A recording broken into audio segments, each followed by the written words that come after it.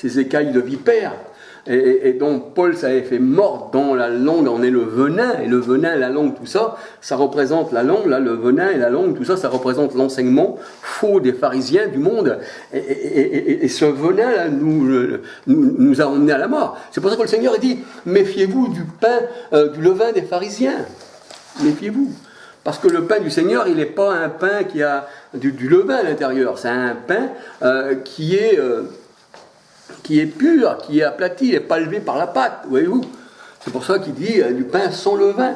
Notre Seigneur est du pain sans levain. Et il dit, méfiez-vous du pain des pharisiens. Alors c'est vrai que le temps a passé, je vais passer juste quelques petits moments pour vous dire quelques petites choses, mais j'ai été un petit peu plus loin. Mais gloire au Seigneur. Hein, alléluia. Il est bon de parler de Dieu, vous savez, il est bon d'aller. Le Seigneur il dit qu'on doit se laisser guider par l'Esprit. Ben oui, que si on ne se laisse pas guider par l'Esprit, ça serait nous-mêmes qui nous guiderons et puis on va à la mort. On se ferait des opinions charnelles. Mais le Seigneur a dit que sa volonté à lui, c'est lui qui l'a fait en nous. Et nos pensées sont les pensées du Christ. Et on a le cœur, la parole de Dieu, elle dit, c'est-à-dire la pensée, c'est le cœur, lavé d'une mauvaise conscience. Il nous a lavé d'une eau pure. L'eau pure, c'est le Christ. Jérémie 2,13, c'est Dieu lui-même. Ils m'ont abandonné, moi, la source d'eau pure. Mais Jésus la donne, cette eau. Dans Jean 7, versets 37 à 41. Il venez à moi, vous tous qui avez soif. Ben, je vous donnerai une eau qui jaillira jusqu'à dans la vie éternelle. La parole de Dieu, elle dit, il parlait de cela, de l'esprit que devraient recevoir ceux qui croient en lui. Et 1 Corinthiens 12,13 nous dit que nous sommes tous abreuvés d'un seul esprit. Jérémie 2,13, du Dieu vivant. J'ai soif du Dieu vivant. C'est ce que disait David. Mon cœur soupire, comme une biche soupire près des courants d'eau. J'ai soif du Dieu vivant. J'ai soif, Seigneur, du Dieu vivant. Et la parole, pour ça que le Seigneur dit qu'il nous a lavés par l'eau de la parole. Il nous a lavés par l'eau de la parole. Et la parole, c'est l'eau. La parole, c'est Dieu. La parole, Jean 1,14, est venue en chair. 1 Timothée 3,16, car Dieu a été manifesté en chair. Le Seigneur, il dit que la parole, c'est lui-même. C'est Apocalypse 19,13. Son nom est la parole de Dieu. C'est pour ça que si on croit en son nom, donc à sa parole, on sera sauvé. Parce que son nom est la parole de Dieu. Et il nous instruit pour cela. Vous savez, donc j'étais parmi les sectes, je ne recevais rien du Seigneur.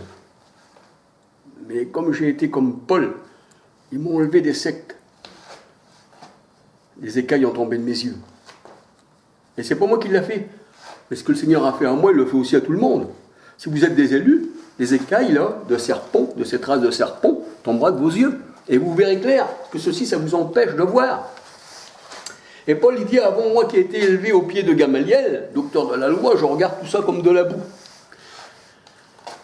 Il dit, avant moi qui persécutais l'Église, moi qui faisais des choses contre le Seigneur, et qui était un ignorant, mais comme il a trouvé bon, de me mettre à part, c'est le sein de ma mère, bien sûr, mais quand il a trouvé bon de révéler en moi son Fils, Galates 1,16, je me suis tourné des idoles, c'est-à-dire des hommes, qui sont aussi des idoles, du bois et de la pierre, pour me tourner vers le Dieu vivant.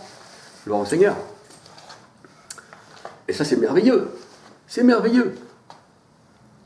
Vous savez, des fois, l'homme, il passe par des portes. Paul avait passé par la porte des pharisiens.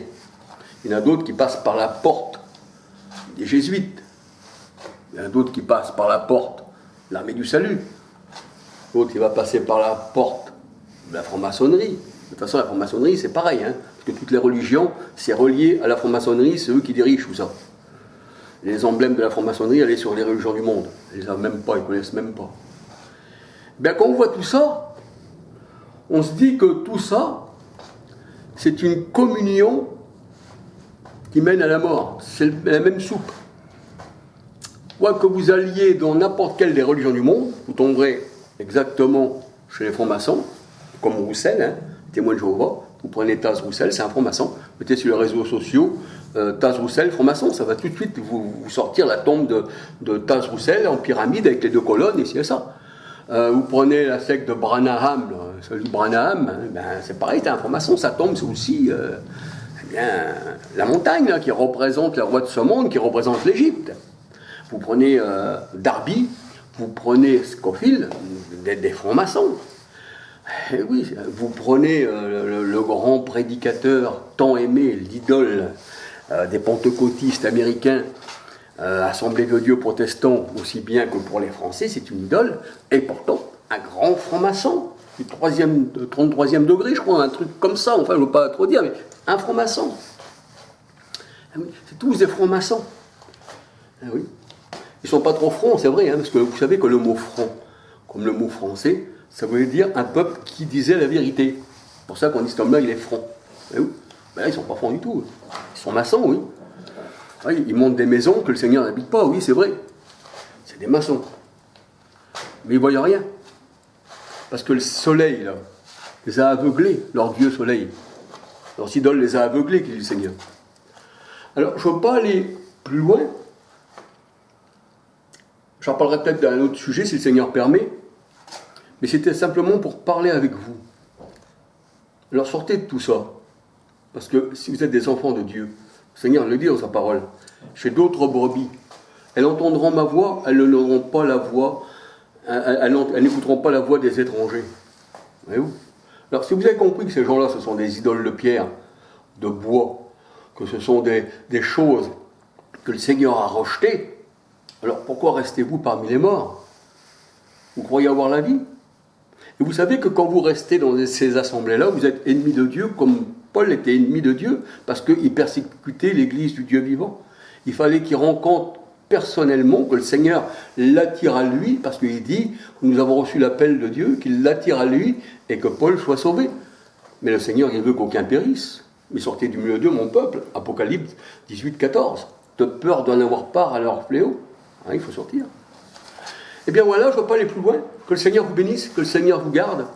Puis à la prochaine vidéo. Là, je vais peut-être m'absenter quelques jours. Je ne sais pas trop, si Dieu permet. Mais ensuite, en revenant, si Dieu permet, qu'il me donne des choses à dire, je ne peux pas parler de moi-même, j'en ferai des vidéos, s'il le permet, à sa gloire. Gloire au Seigneur.